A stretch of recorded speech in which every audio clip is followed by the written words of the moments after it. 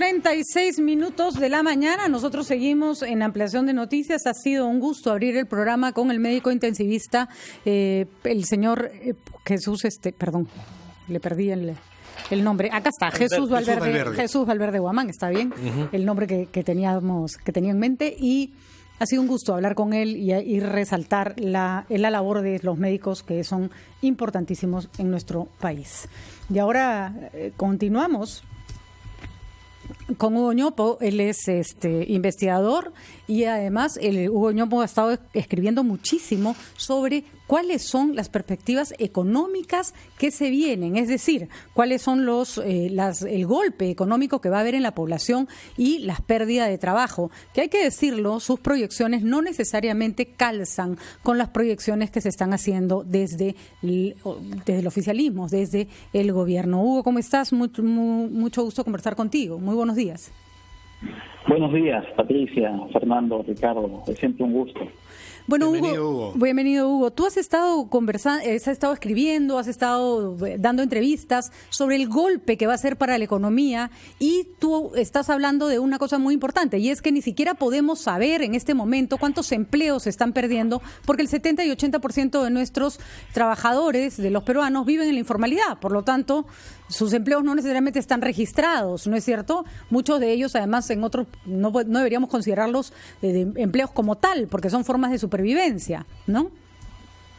Exactamente. Esas estadísticas tradicionales, estándar de los mercados de trabajo, como la tasa del desempleo, por ejemplo, no calzan bien en una economía como la nuestra.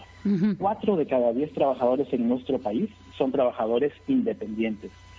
Estos trabajadores, en estricto sentido, no han sido despedidos. No había quien los despida, no había quien les diga, bueno, tu relación laboral terminó hoy. Simplemente se han confinado en sus casas. Cuando la economía abra nuevamente, van a volver a salir a trabajar. Y entonces, técnicamente hablando, no van a ser desempleados.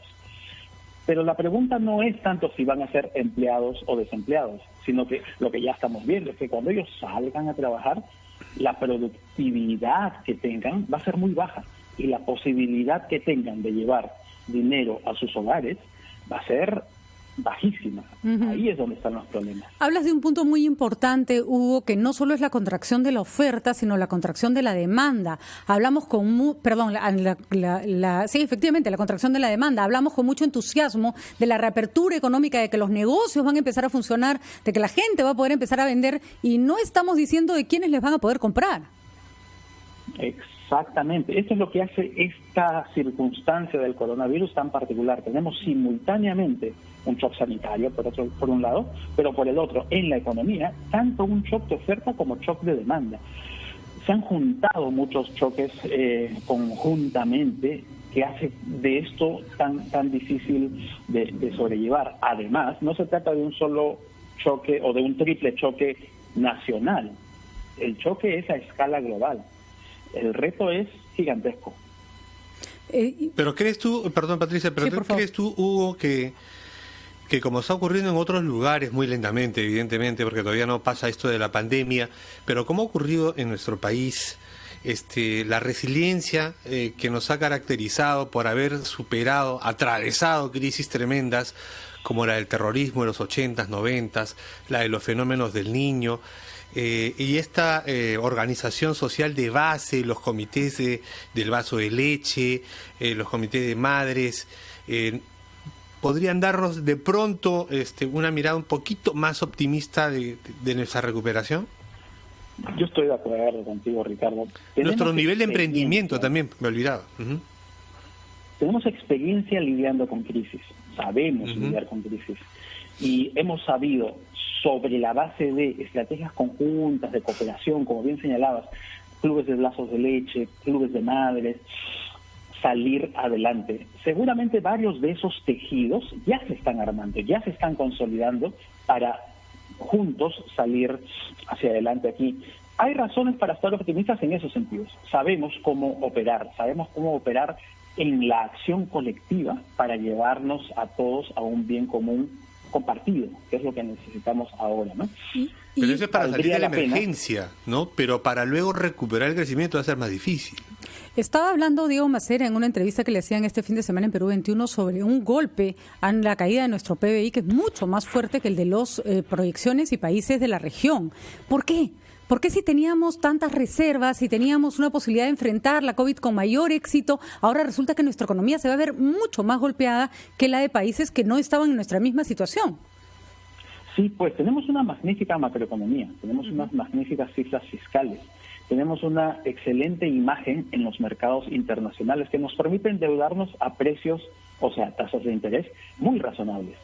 Pero de cara hacia adentro tenemos una economía bien frágil, un mercado de trabajo bien frágil, tan informal como lo que se viene diciendo, 70% de los empleos son informales. Entonces, el choque hace que caigamos muy profundamente.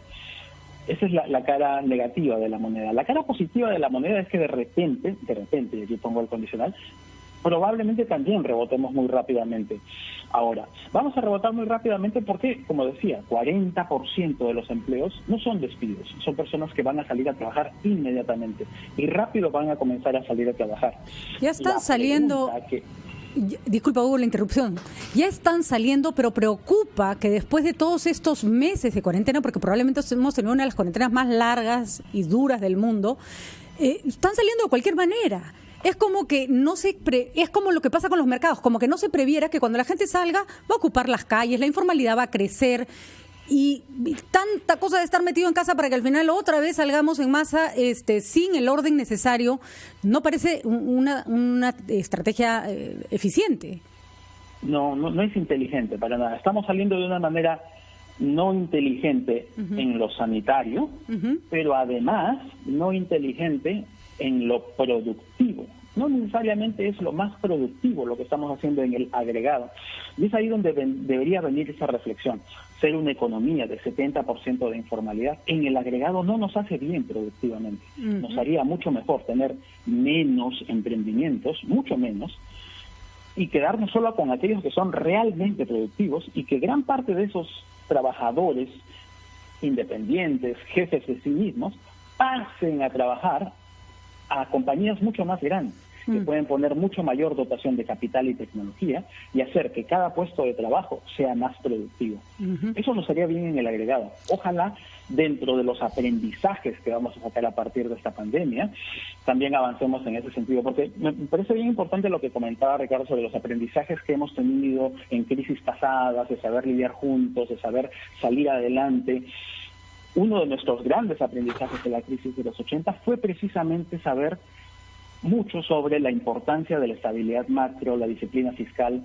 Eso ya está muy consolidado y debemos construir sobre ello, ¿no? Sobre la base de ello, entonces hay que construir los nuevos aprendizajes. Vamos a ir a una pausa, Hugo. Disculpa la interrupción, para que Fernando Carballo haga las preguntas después al regreso. Muchísimas gracias por acompañarnos. Vamos a una pausa y regresamos. Son las 8:48, estamos entrevistando al doctor en Economía, Hugo Ñopo. Buenos días, doctor Ñopo. Buenos días, Fernando, es un gusto.